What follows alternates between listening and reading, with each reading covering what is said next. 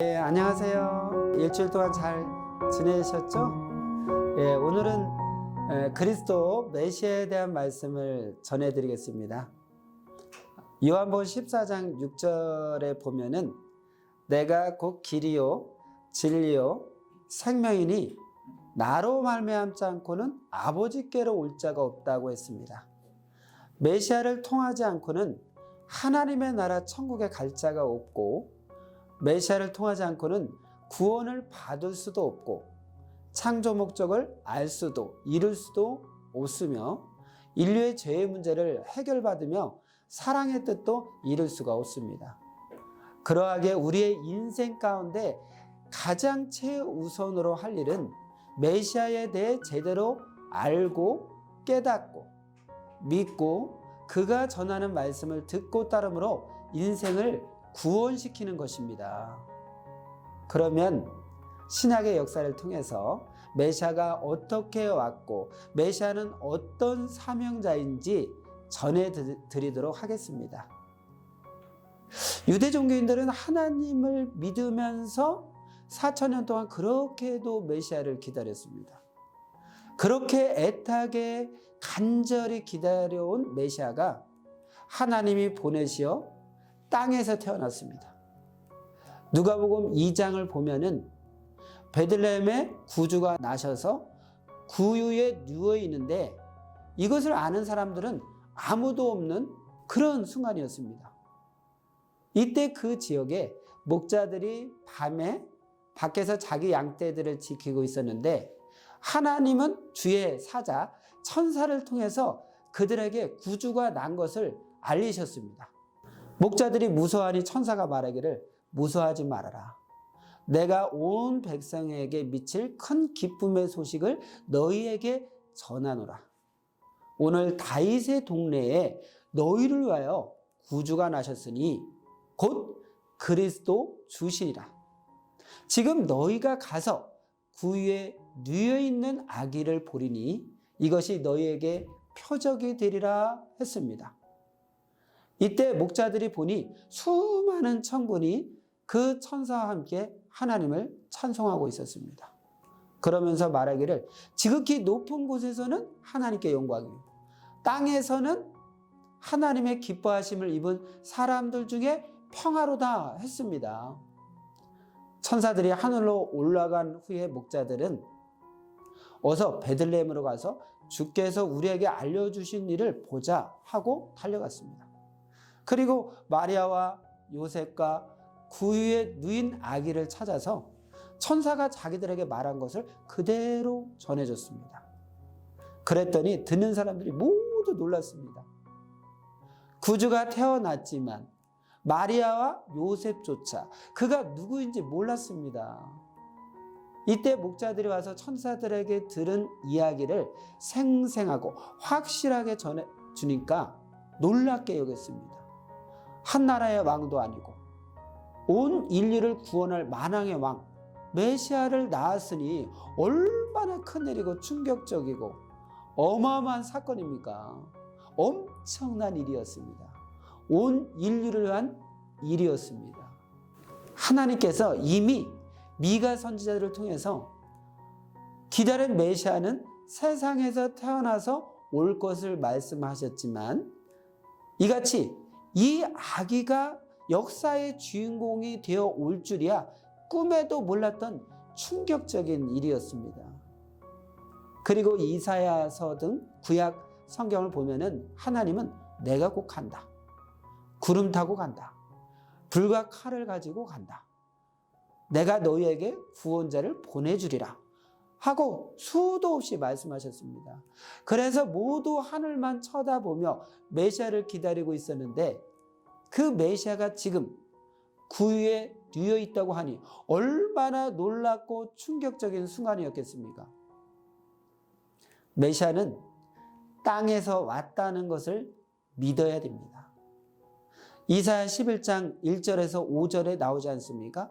이새의 가문에서 한 사람이 온다고, 땅에서 온다고 분명히 이사야 선지를 통해서 말씀했습니다. 예수님 시대에도 그러하고 이 시대 재림 메시아도 땅에서 옵니다. 그런데 사람들은 하늘에 구름을 타고 온다고만 믿고 있습니다. 그러니 메시아가 왔어도 모르고 삽니다. 메시아는 땅에서 온다는 것을 알고 믿고 따르는 것이 얼마나 큰 행복이며 축복인지 깨닫고 알아야 됩니다. 전능하시고 영원하신 하나님께서 최고로 큰 축복을 주셨어도 모르면 못 받는 것입니다. 이 땅에 메시아를 보낸 것이 하나님이 인간에게 행하신 역사 가운데 최고로 큰 일이고 희망이고 영원한 축복의 일입니다. 여러분, 왜 그럴까요?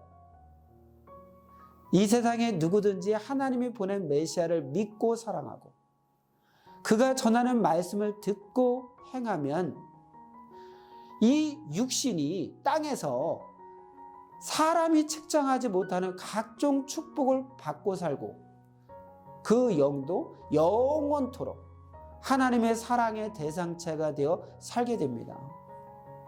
그러니 얼마나 큰 일이고 축복입니까? 사람이 절대 줄 수 없는 축복입니다. 언젠가는 끝나는 축복이 아니라 영원까지 가는 축복입니다. 오직 메시아로 말미암아 하나님이 주시는 축복입니다. 하나님은 천지와 인간을 창조하신 목적을 인생들에게 가르쳐주고 깨우쳐준 다음에 이들과 함께 창조 목적을 이루시려고 예수님을 이 땅에 보내셨습니다. 그는 한 나라를 통치하는 왕이 아닙니다.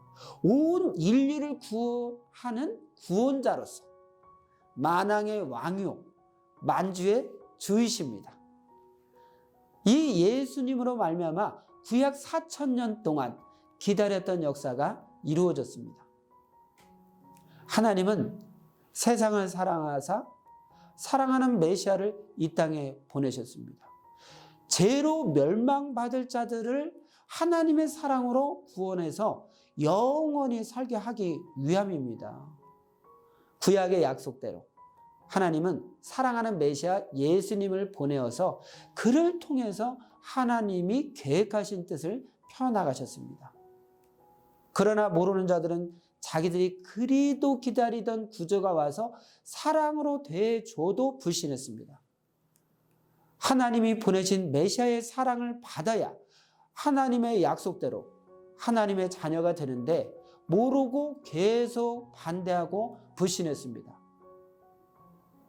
아는 자들만 그 사랑을 받아들이고 예수님을 메시아로 믿고 하나님을 사랑하여 구원을 받았습니다. 그리함으로 자녀권 이상세계를 이루었습니다.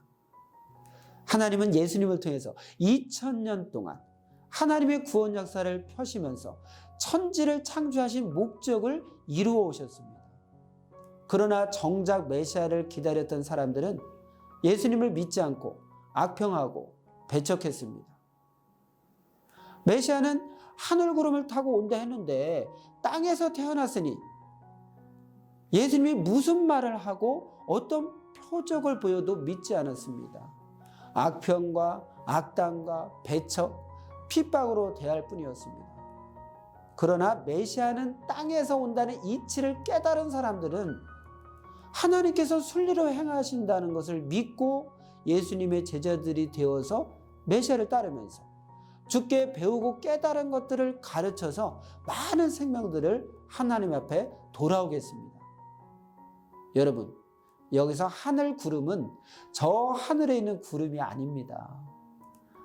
히브리서 12장 1절을 보면은 구름같이 둘러싼 허다한 증인들이 있다고 했습니다. 바로 증인을 구름으로 비유했습니다. 바로 깨끗한 여인 마리아가 구름이었습니다. 예수님은 여인의 몸 인구름을 타고 오신 것입니다. 또한 메시아의 말씀을 듣고 회개하고 구원받고 따라오는 자들이 메시아에게는 구름입니다. 예수님은 바로 시대의 말씀을 듣고 회개하고 따르는 그 인구름을 타고 오신 것입니다. 이 시대에 기다리는 메시아는 어떻게 올까요? 이 시대에 기다리는 메시아도 인구름을 타고 땅에서 옵니다. 그러나 하늘 구름이라고 해서 문자대로 하늘만 쳐다보면서 인식과 주관이 자기 생각대로 박혀 있는 사람들은 결국 봐도 모릅니다. 이와 같이 자기를 구원할 구원자도 제대로 배워서 알고 깨닫고 제대로 대하고 또 본인이 그 말씀을 듣고 행하면서 믿어야 믿고 따르는 만큼 기쁨과 희망이 차고 넘칩니다. 구약에서 한다고 했던 새 일은 예수님이 탄생하신 후부터 2000년 동안 자녀급 사랑으로 이루어 오셨습니다. 그러나 구약인들은 구시대 인식을 가지고 있으니까 몰랐습니다.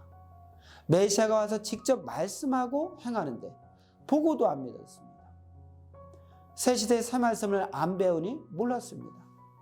신약에서 한다고 한 새 일은 그 다음 시대가 오면 하나님이 사명자를 보내서 새 시대의 말씀을 전하며 이루십니다.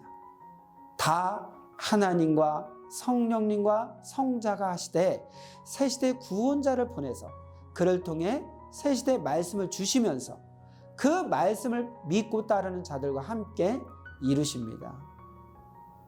사람들은 시간 내 착오가 있지만 하나님은 1분도 착오 없이 때가 되면 행하십니다.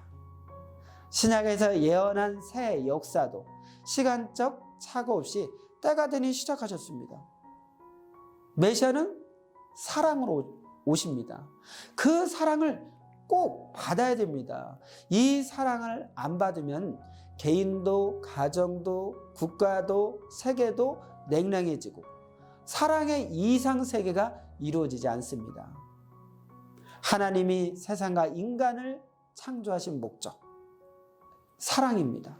메시아를 보내신 목적도 사랑입니다. 구시대는 이 사랑이 식어서 고갈되었습니다. 하나님이 구원자를 통해 새 역사에 주시는 사랑을 못 받으니까 세상 사랑, 육사랑으로 채우고 삽니다. 누구든지 하나님이 구원자를 통해 주시는 말씀과 사랑을 받아야 사랑이 끊이지 않고 늘 희망을 이룹니다. 하나님이 보낸 구원자는 사랑의 하나님과 성령님과 성자의 실존체입니다.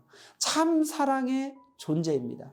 그를 믿고 따라야 하나님과 성령님과 성자를 맡고 새 시대를 맡고 살게 됩니다.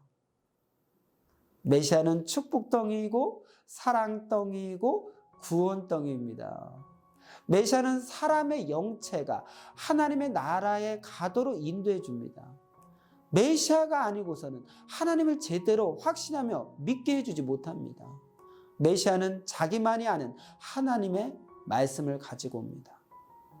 인간의 창조 목적과 타락의 비밀을 밝힙니다. 메시아는 하나님의 몸이 되어서 인간을 창조한 목적을 가르쳐주고 창조 목적을 이루면서 타락의 비밀을 가르쳐서 타락된 길로 가는 것을 막습니다. 또한 사탄을 멸합니다. 또 인간들의 죄의 문제를 해결해 줍니다. 메시아는 죄사함의 권세가 있기 때문에 죄의 문제를 해결해 줍니다. 또한 부활과 휴거를 시킵니다. 그가 오게 되면은 죽은 자들이 살아나고 또 산자들이 공중으로 끌어올림을 받는다고 했지 않습니까?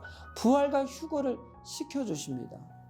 또 인류 역사의 궁극적인 문제들, 종교적인 문제들, 세상 인생사의 모든 문제들, 이런 모든 것들을 해결해 줍니다. 또 그가 와서 새 노래를 부르면서 새로운 역사를 펴십니다. 또한 하늘 천국문을 열읍니다. 자기가 평생 해도 못하는 것을 메시아는 순간 해줍니다.